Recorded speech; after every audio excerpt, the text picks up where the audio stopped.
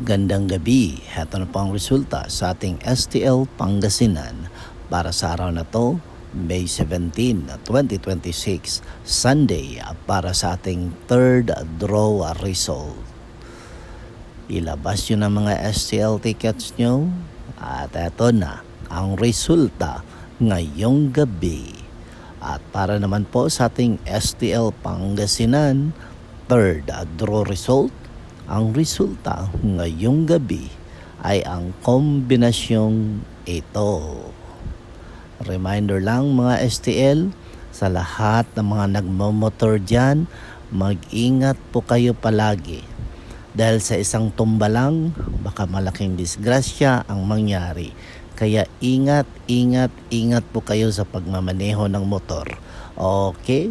Mag-ingat po palagi. Don't forget to subscribe Purple Green TV. Paki-like at share po. Thank you.